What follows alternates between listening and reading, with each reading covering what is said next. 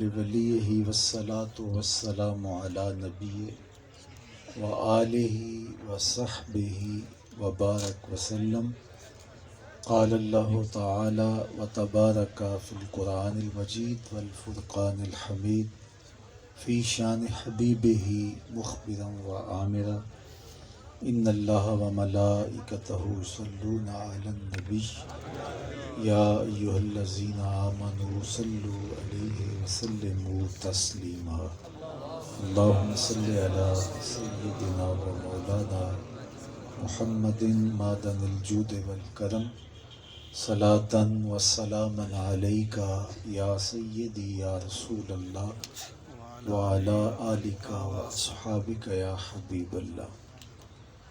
حمد و تعریف و توصیف اللہ جل مجدہ الکریم کی ذات بابرکات کے لیے، جو خالق کائنات بھی ہے اور مالک شش بھی۔ اللہ جل وعلا کی حمد و ثنا کے بعد رسول رحمت، شفیع معظم، نبی محتشم، حضور ختم المرتبت صلی اللہ علیہ وآلہ وسلم کے حضور ناز میں اپنی عقیدتوں، ارادتوں اور محبتوں کا خراج پیش کرنے کے بعد واجب الاحترام عالی مرتبت ذی وقار علماء کرام، حضرات سامعین اور میزبان مجلس ھذا جناب محترم نوید الحیدری صاحب زیدہ مجدہ، آج کی منعقدہ تقریب جس میں میں اور آپ حاضر ہوئے ہیں، اس عظیم عاشق رسول، محب اہل بیت و اصحاب رسول جناب محترم خالد حسنین خالد صاحب کی محبتوں کو، خدمات دینیہ کو خراج پیش کرنے کے لیے انعقاد پذیر ہے۔ اللہ ان کے درجے بلند فرمائے، آمین۔ ان کی مساعی جمیلہ قد و کاوش، حضور کی محبت کی جو خوشبو انہوں نے پھیلائی، اسے اپنی بارگاہ میں مستجاب کرے، آمین۔ بڑا قیمتی وجود تھا اور یوں ہی ہاتھوں سے نکل گئے۔ مجھے اچھی طرح یاد ہے کہ ایک دفعہ حکیم عبدالحی رحمۃ اللہ تعالیٰ علیہ کے پاس کچھ لوگ آئے اور کسی ایسے ہی شخص کی وفات کی خبر دی جو بہت پاکیزہ وجود تھا، صالح اور نیک تھا۔ تو اچانک خبر سننے کے بعد خاموش ہو گئے۔ جتنے بھی لوگ اطراف میں بیٹھے تھے وہ بھی مکمل خاموشی کسی کیفیت میں ڈوب گئے، کسی کی سانس کی آواز بھی نہیں آ رہی تھی، اور حضرت پر ایک مکمل سکوت سا طاری تھا۔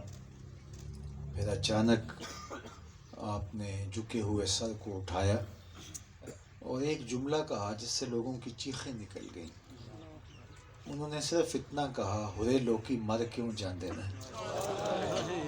تو یہ لوگ دھرتی کی زینت ہوتے ہیں اور ایسے لوگ روز روز پیدا بھی نہیں ہوتے۔ دنیا پہ جو بھی آیا ہے وہ مرنے کے لیے ہی آیا ہے۔ یہاں پر مستقل قیام کسی کا نہیں ہوگا۔ قافلہ انسانی سے لوگ بچھڑتے بھی ہیں، اس قافلے میں ملتے بھی ہیں۔ زمانے کے گرد میں لوگ کھو جاتے ہیں، لوگوں کے نام بھی باقی نہیں رہتے۔ مٹ گیا مشتاق دل سے رنگ یاد رفتگاں، پھول مہنگے ہو گئے قبریں پرانی ہو گئی۔ گلدستہ تاکہ نسیاں بن جاتی ہیں ان کی یادیں، اور زمانہ ان کو فراموش کر دیتا ہے۔ لیکن یہ کون لوگ ہیں کہ جن کی یادوں کے دیے کبھی بجھتے نہیں ہیں، عقیدتوں کے چراغ کبھی بھی گل نہیں ہوتے؟ اس لیے کہ جنہوں نے حضور کے نام کا جھنڈا اٹھایا ہو اللہ ان کے نام کا جھنڈا سر نگون نہیں ہونے دیتا۔ نعت ایک سعادت ہے جو حضور کے غلاموں کا مقسوم ہے۔ جن لوگوں نے اس مقدس سعادت کو کاروبار بنا لیا اور پیٹ کا دھندا بنا کر کے نعت کے تقدس کو پامال کرتے رہے، ان کے جانے کے بعد دنیا ان کا نام بھی فراموش کر دیتی ہے۔ اور جنہوں نے نعت کو حضور کی بارگاہ میں با ادب حاضری کا ذریعہ قرار دیا اور عشق رسول کے پھیلاؤ کا اس کو ایک ٹول بنایا، پھر زمانہ ان کے جنازوں کو بھی رشک کی نظر سے دیکھتا ہے۔ بہت سال نوجوان تھا، زیادہ ملاقاتیں تو نہیں رہی، لیکن جب یہ جامعۃ المصطفیٰ کا افتتاح ہوا تھا مجھے یاد ہے میں اس وقت بھی حاضر ہوا تھا۔ پھر کچھ محافل میں اور کچھ مواقع پر ان سے ملاقات رہی، مرکز میں بھی 2-3 مرتبہ تشریف لے گئے۔ آج ان کو مرحوم کہتے ہوئے کلیجہ منہ کو آتا ہے، لیکن یہ ایک اٹل حقیقت ہے کہ جو یہاں آیا ہے اس نے بہرحال پلٹ کے واپس جانا ہے۔ اس دنیا پر کسی کا مستقل قیام نہیں ہے، زندگی کی سانسیں لمحہ لمحہ ٹوٹ رہی ہیں اور میں اور آپ تیزی کے ساتھ موت کی طرف بڑھ رہے ہیں۔ بندہ یہ سمجھتا ہے کہ میں بڑا ہو رہا ہوں، لیکن حقیقت میں وہ چھوٹا ہو رہا ہے۔ گنتی جب الٹی چلنا شروع ہو جائے تو بہت جلد کام زیرو پہ آتا ہے۔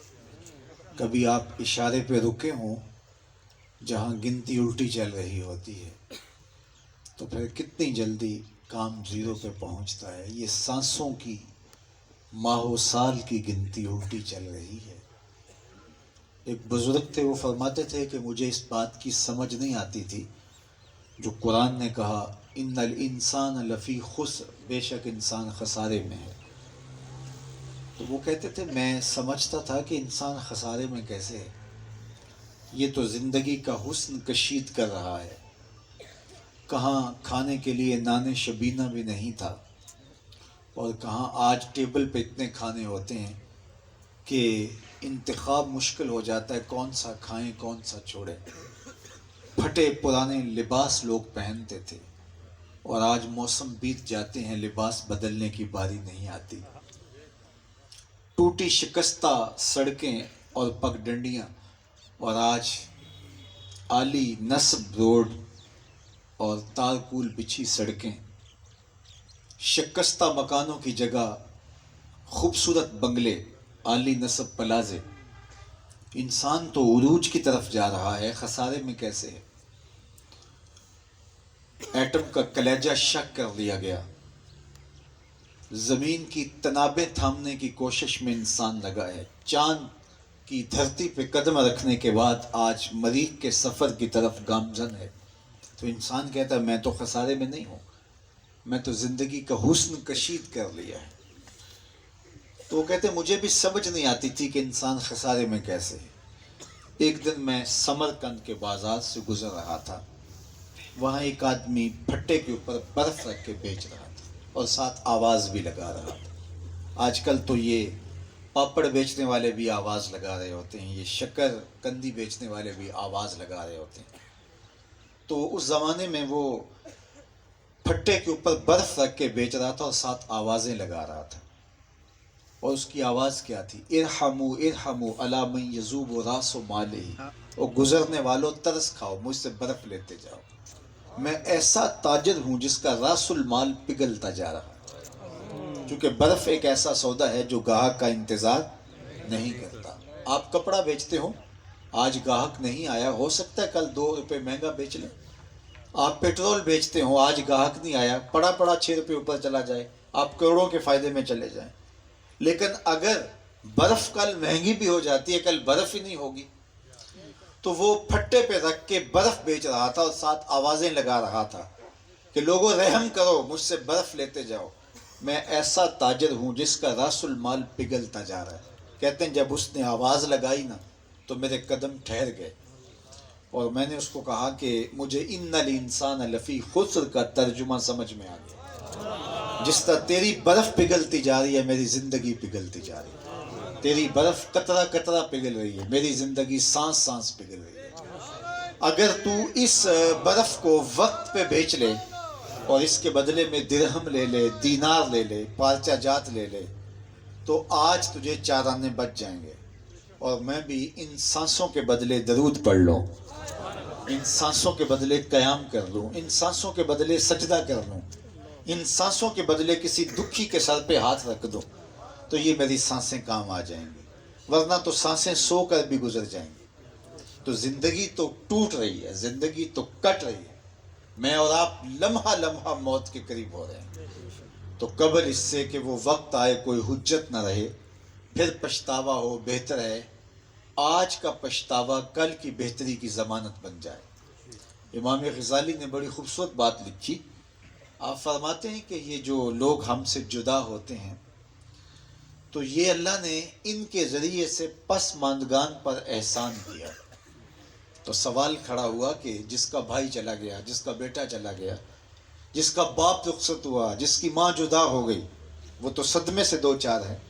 تو امام غزالی کہتے ہیں اللہ نے پسماندگان پر احسان کیا ان کو اٹھا کر۔ تو یہ احسان کس معنی میں ہے؟ تو فرماتے ہیں کہ احسان بئی معنی کہ اللہ نے ان کی موت کو پسماندگان کے لیے عبرت بنایا اور ان کو ایک اور موقع سنبھلنے کا دیا۔ اگر ان کی موت اس کے لیے عبرت بنا دی جاتی تو یہ کیا کر سکتے تھے؟ تو گویا یہ اللہ نے ایک اور موقع سنبھلنے کا دیا۔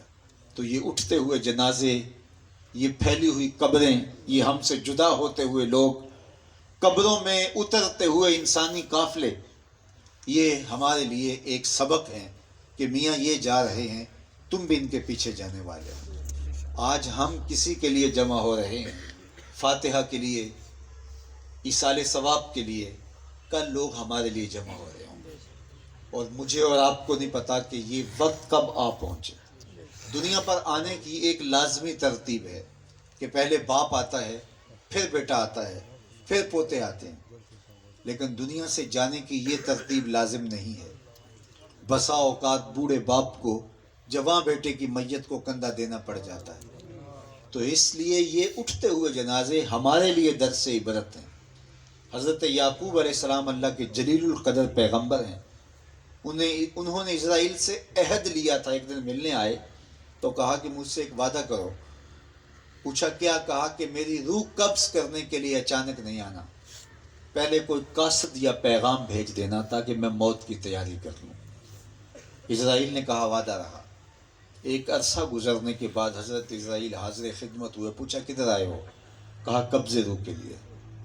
کہا تم نے تو وعدہ کیا تھا اچانک نہیں آؤں گا، پہلے کوئی قاصد بھیجوں گا، اور تم اچانک آ گئے۔ کہا حضرت میں نے تو قاصد بھیجے تھے۔ کہا میرے پاس تو ایک بھی نہیں آیا۔ کہا حضرت آپ کے سامنے کتنے لوگوں کی موت واقع ہوئی، یہ میرا قاصد نہیں تھا تو اور کیا تھا۔ آپ کی داڑھی میں سفید بال اتر آئے، یہ میرا قاصد نہیں تھا تو اور کیا تھا۔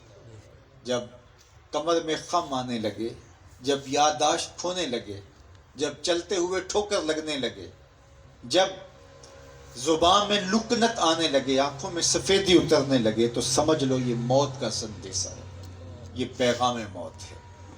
تو زندگی تیزی کے ساتھ کٹ رہی ہے۔ حضرت عمر رضی اللہ تعالیٰ عنہ دربار میں بیٹھے تھے، ایک شخص آیا اور کھڑا ہو کے کہنے لگا یا عمر لا تنسى موتک، عمر اپنی موت کو نہیں بھولنا۔ حضرت عمر یوں کانپنے لگے جس طرح بیت کی شاخ کانپتی، اور اس کو بلا کر کے قریب بٹھایا اور کہا اگر تو روز آ جایا کرے اور مجھے تذکیر موت کر دیا کرے، مہینے کے بعد تیری کچھ خدمت بھی کر دیا کروں۔ وہ روزانہ آتا ہے اور برسر مجلس کھڑا ہو کے کہتا عمر موت کو نہیں بھولنا۔ حضرت عمر مہینے کے بعد مشاہرہ بھی دیتے ہیں۔ ایک دن آیا تو کہا میاں آج کے بعد نہیں آنا، کوئی اور شخص آنے لگا ہے؟ فرمایا نہیں۔ تذکیر موت کی ضرورت نہیں رہی؟ فرمایا نہیں۔ تو پھر مجھے چھٹی کیوں دی جا رہی ہے؟ تو حضرت عمر رضی اللہ تعالیٰ عنہ روئے اور داڑھی پہ اپنا ہاتھ رکھا اور ایک بال الگ کیا اور کہا کہ دیکھ یہ میری داڑھی میں سفید بال آ گیا، اب تجھے آ کے یاد دلانے کی ضرورت نہیں، یہی مجھے چین سے نہیں بیٹھنے دے گا، ہماری تو پوری داڑھی بھی سفید ہو جائے۔ میاں صاحب نے کہا تھا نا، ہڈیاں کمبن گوڈے کھڑکن تے اڑ گیا لک تیرا، اجے بھی بدیوں باز نہ آئیوں جیو مرد دلیرا۔ ہماری پوری داڑھی بھی سفید ہو جاتی ہے لیکن ہماری کرتوتیں تبدیل نہیں ہوتی، ہمارے رویے، ہمارے عمل، ہمارا طرز زندگی تبدیل نہیں ہوتا۔ تو یہ اٹھتے ہوئے جنازے ہمارے لیے عبرت ہے کہ میاں ہم بھی جا رہے ہیں، آخرت کی منزل ہمیں آوازیں دے رہی ہے، قبر پکار پکار کے کہہ رہی ہے کہ تم میرا رزق بننے والے ہو۔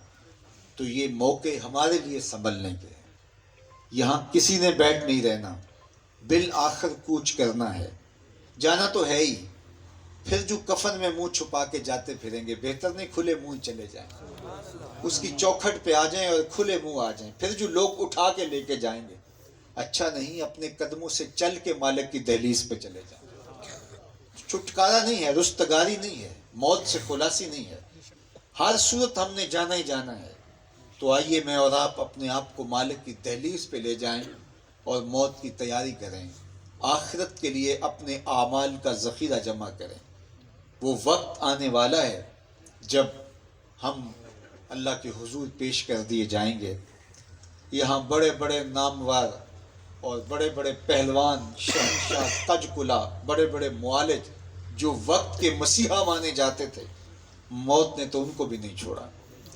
مجھے بتاؤ کہ کسی کو پتا تھا کہ یہ چمکتا ہوا چہرہ اور یہ روشن پیشانی جب بولتا ہے تو لہجے کی خوشبو اطراف میں پھیل جاتی ہے، یوں ہی ہاتھوں سے نکل جائے گا، اور جس کو ہم گھر بلا کر کے اپنی مجلس میں بٹھا کر کے حضور کی نعتیں سنا کرتے تھے، ہم اتنی جلدی اس کے جنازے میں جمع ہو رہے ہوں گے۔ آج ان سے ہم وقت لینے کے لیے ان کے ہاں پہنچ کر کے ان سے یہ گزارش کرتے تھے کہ وقت نکالیے اور نغمہ نعت سے ہمارے دلوں کی تسکین کا سامان کیجیے، اور آج ہم ان سے اظہار تعزیت کے لیے ان کے خاندان سے، ان کے دوستوں سے، ان کے جامعہ سے یہاں جمع ہونا تھا۔ کیا میرے اور آپ کے خواب و خیال میں بھی کوئی 2-3 ماہ پہلے یہ کہانی تھی؟ لیکن یہ حقیقت واقعہ ہم اپنی آنکھوں سے دیکھ رہے ہیں۔ تو کیا جب وہ ہنستا ہوا چہرہ، جب وہ رعنا اور پاکیزہ وجود، جب وہ صحت اور توانائی کا مرقع وجود، جب وہ اس دنیا سے چلا گیا تو کیا ہم بیٹھ رہیں گے؟ تو اس لیے میں نے اور آپ نے بھی یہاں سے رخصت ہونا ہے۔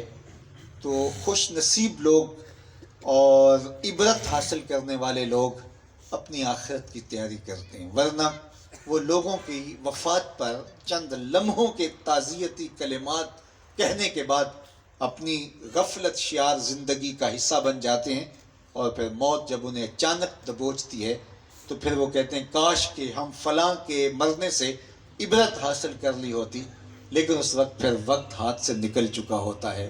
آج وقت ہے، آج فرصت ہے، زندگی کی ڈوری لٹک رہی ہے، سانسوں کی مالا آج ہمارے ہاتھ میں ہے۔ وہ کیا کسی نے کہا تھا، اج ساوی نے کھلے راوی نے انج ٹوک نوکھڑے ٹوک دے نہیں، ٹر پویں تے پینڈے مک جاندے کار بیٹھیاں فاصلے مکتے نہیں۔ آج نیکی کی طرف اٹھنے والا ایک ایک قدم ہمیں منزل آشنا کر دے گا، لیکن کل کا پچھتاوا سوائے حسرت بڑھانے کے اور کچھ نہیں ہوگا۔ قرآن مجید سورہ الفجر اٹھائیے، یقول یا لیتنی قدمت لحیاتی، اس دن بندہ کہے گا کاش میں نے اس زندگی کو آخرت کی زندگی کے لیے آگے بھیج دیا ہوتا، لیکن پھر پچھتاوے کا کوئی فائدہ نہیں۔ آج کا پچھتاوا کل کی بہتری کا ضامن بن سکتا ہے۔ وقت پر کافی ہے ایک قطرہ بھی آب خشک ہنگام کا، جل گیا جب کھیت برسا می تو پھر کس کام کا۔ کل قیامت کے دن تو بدکار پچھتائیں گے ہی، میں نے پڑھا نیکوکار بھی پچھتائیں گے۔ بدکاروں کا پچھتانا تو سمجھ میں آتا ہے، نیکوکار کیوں پچھتائیں گے؟ جب وہ اپنے اچھے اعمال کی جزا دیکھیں گے تو وہ پچھتائیں گے جو چند لمحے ضائع کر دیے، وہ بھی کیوں ضائع کر دیے، وہ بھی اللہ کی یاد میں اس کے ذکر میں گزارے ہوتے۔ تو صاحبو آئیے میں اور آپ اپنی آخرت کے لیے ذخیرہ جمع کریں۔ یہ مختصر زندگی جو ہمارے مالک نے ہمیں ودیت کی ہے اس کو آخرت کے لیے بسر کریں. یہ زندگی پہ ناز غرہ اور بھروسہ کرنا سوائے حماقت کے اور کچھ نہیں ہے. اللہ قرآن مجید میں ایک مقام پہ ارشاد فرمایا یا ایھا الانسان ما غرک بربک الکریم. اے انسان تو کریم رب سے کیسے غافل ہو گیا؟ تجھے کس چیز نے مغرور کر دیا؟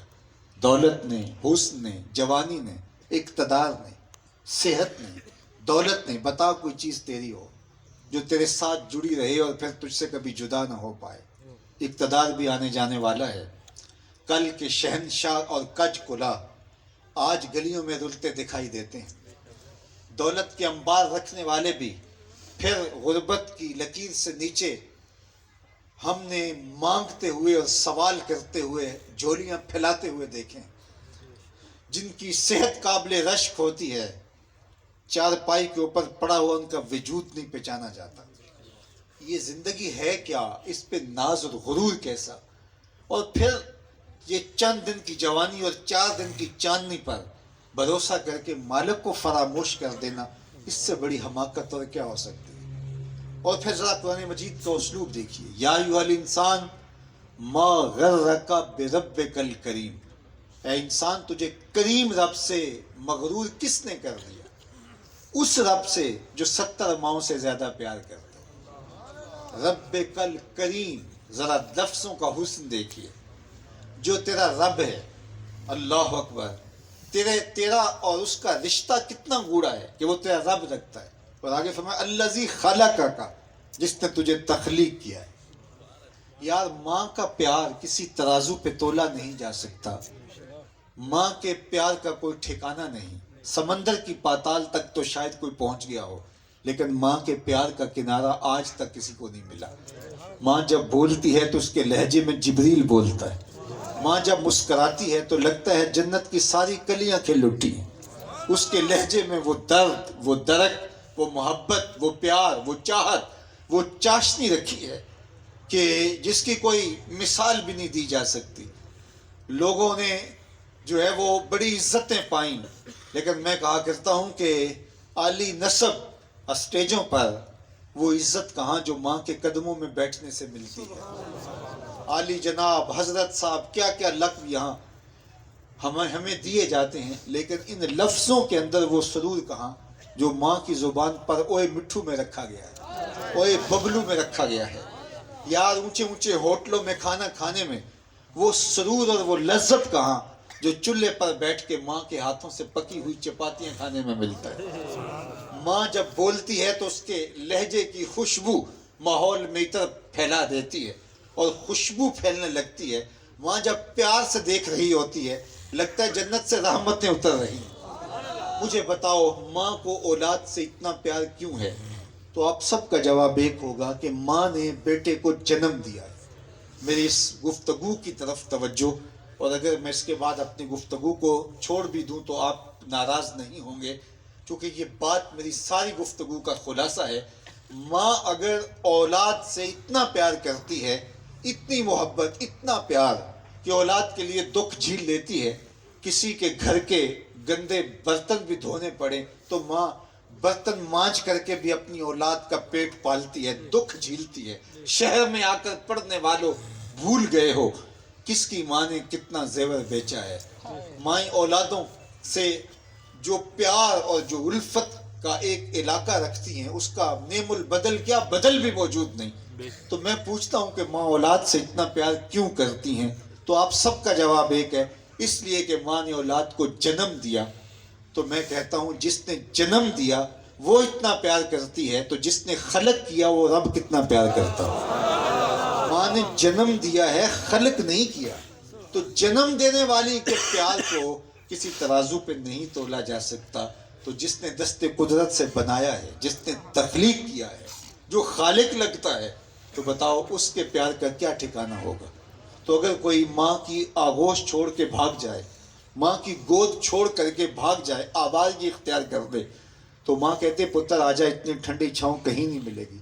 تو کوئی بندہ مالک کی دہلیز چھوڑ کے بھاگتا ہے اور شیطان کے ہتھے چڑھ جاتا ہے، آوارگی کا شکار ہو جاتا ہے، تمرد اور سرکشی میں مبتلا ہو جاتا ہے تو اللہ کی رحمتیں آواز دیتی ہیں، یا ایھا الانسان ما غرک بربک الکریم، او بھاگنے والے انسان آجا پلٹ کے تیرا رب بڑا ہی کریم ہے۔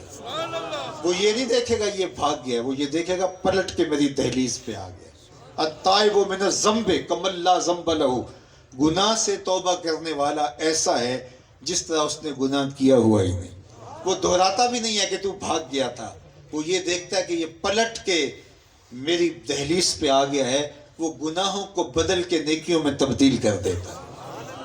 تو اتنے کریم رب کی دہلیز کو چھوڑ کر کے نفس اور شیطان کے ہتھے چڑھ جانا اور اپنی خواہشات کا غلام بن جانا اور اپنی آرزوؤں کا نوکر بن کے زندگی گزارنا، اس سے بڑی حماقت اور کوئی نہیں ہوا کرتی۔ تو صاحبو آؤ، میں اور آپ اپنی زندگی کو اللہ اور اس کے رسول کے نام لگانے کا عزم کریں اور اپنی زندگی کی ایک ایک سانس اللہ اور اس کے رسول کے نام لگا دیں۔ ہمارے مرحوم بھائی کی اچانک وفات ہمیں یہی درس عبرت دیتی ہے، اور اس مرکت سے پھوٹتی ضیائیں ہم اپنی روح میں اسی طرح جذب کر کے اپنی زندگی کو اللہ اس کے رسول کی راہوں پہ ڈال سکتے ہیں۔ اور میں آپ کو دوسری بات یہ کہنا چاہوں گا کہ حضرت خالد حسنین خالد علیہ رحمہ نے جو اپنی یادیں چھوڑی، جو ایک سجی ہوئی بارات کی شکل میں ہمیں پوری دنیا کے اوپر پھیلی ہوئی نظر آتی ہیں، اور میں نے نہیں دیکھا کہ کسی شخص کے مرنے کا اس قدر لوگوں نے افسوس کیا ہو، ایسے آنسو بہے ہوں اور ایسے دلوں سے ٹیسیں اور درد اٹھا ہو۔ تو یہ اس نے پیار ہی اتنا بانٹا تھا، محبت ہی اتنی بانٹی تھی کہ اس کا ظہور آپ نے جنازے پر بھی اور مختلف مواقع پر بھی دیکھا۔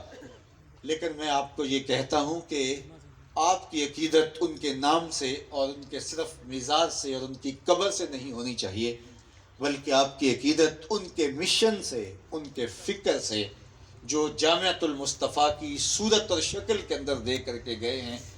آپ کی محبت کا عملی ثبوت اس ادارے کو آپ نے اپنا ادارہ سمجھنا ہے۔ میں مر کے بھی زندہ ہوں اہل وفا کی محفل میں، میری محفل میں یا میرا مزار نہ پوچھ۔ تو کسی کی فکر کے ساتھ جڑ جانا، یہ اس کے ساتھ محبت کا حقیقی رنگ اور حقیقی اسلوب ہوا کرتا ہے۔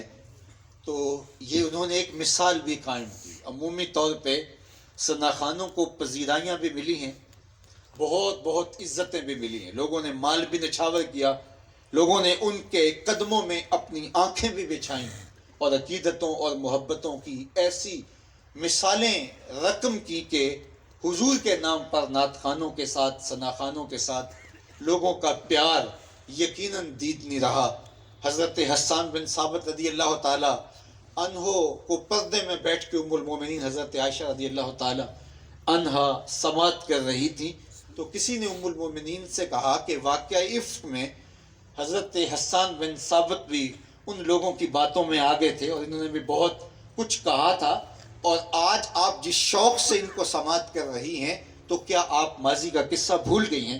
تو ام المومنین نے کہا کہ یہ میرے حضور کی نعت پڑھتا ہے، میں ساری کہانیاں بھول گئی۔ تو نعت خوانوں کی، ثنا خوانوں کی بہت ساری غلطیوں کو لوگ نظر انداز بھی کرتے ہیں، اس لیے کہ یہ حضور کی ثنا خوانی کرتے ہیں، یہ حضور کی نعت پڑھتے ہیں۔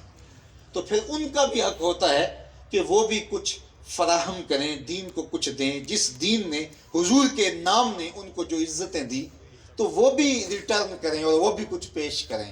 میں نے ایک زمانے میں کہا تھا کہ گلوکاروں نے اور کرکٹرز نے تو جو ہے وہ اپنی اس شہرت سے فائدے حاصل کر کے بڑے عالی نصب ہاسپٹل اور بہت کچھ جو ہے وہ فلاحی کام کھڑے کر دیے۔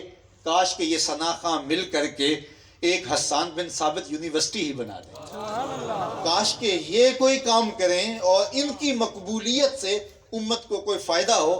اور پھر جس زمانے کے اندر اہانت رسول کی آگ جل رہی ہو اور حضور کی توہین کی جا رہی ہو تو پھر ذمہ داریاں اور بڑھ جاتی ہیں۔ پھر نعت خوانی صرف آپ کی زبان سے ہی ادا نہ ہو بلکہ عمل اور رویے بھی نعت خوانی پکارتے دکھائی دیں۔ تو لازم ہے کہ نعت خواں حضور کے نام کی یونیورسٹیاں اپنی مقبولیت کے ذریعے سے قائم کریں، تو میں خراج عقیدت اس قبر کی مٹی کو بھی پیش کرتا ہوں کہ جس قبر میں آسودہ خالد حسنین خالد مرحوم نے یہ ادارہ قائم کر کے حضور کے ساتھ اپنی وفاؤں کا ثبوت، اور پھر حضور نبی رحمت نے اس محبت کو ادھار نہیں چھوڑا، بلکہ جو پذیرائی، جو تکریم، جو عزت اور جو وقار، اللہ اکبر، خالد حسنین خالد کو نصیب ہوا۔ میں پہنچ تو نہیں سکا، لیکن میں جنازے کے ماحول کو دیکھا تو لگتا نہیں تھا کہ یہ کچھ جنازہ جا رہا ہے، لگتا تھا کسی دولہے کی بارات جا رہی ہے۔ تو یہ حضور کے ساتھ محبت کا عملی رنگ تھا جو زمانے نے دیکھا۔